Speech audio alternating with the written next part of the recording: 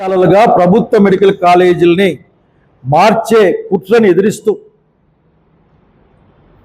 ఎవరెన్ని మాటలు చెప్పినా ఏదో నాణ్యమైన వైద్య విద్య వస్తుందంట. ఈ రోజు కూడా కర్నూలు మెడికల్ కాలేజ్,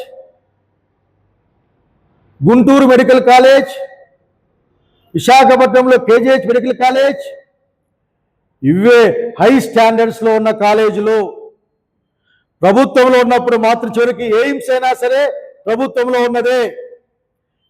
ప్రభుత్వంలో రంగంలో ఉన్న కాలేజీలే ప్రజలకు వైద్య విద్య ఇవ్వడం, వాటి ఆధీనంలో ఉన్న పెద్ద ఆసుపత్రులు, సౌజన ఆసుపత్రులే మంచి వైద్యాన్ని ఇవ్వడం అన్నది హక్కుగా ప్రజలకు రావడమే కాకుండా నాణ్యతమైన విద్యా వైద్యం అందుతుంది.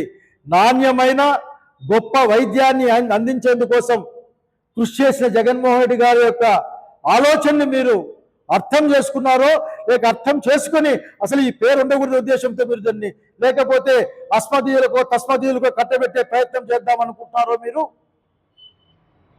కనుక ప్రభుత్వం సాగిస్తున్న ఈ ప్రజా వ్యతిరేక నిర్ణయాన్ని వెనక్కి తీసుకోవాలని కోటి సంతకాల సేకరణ జరుగుతూ ఉంది.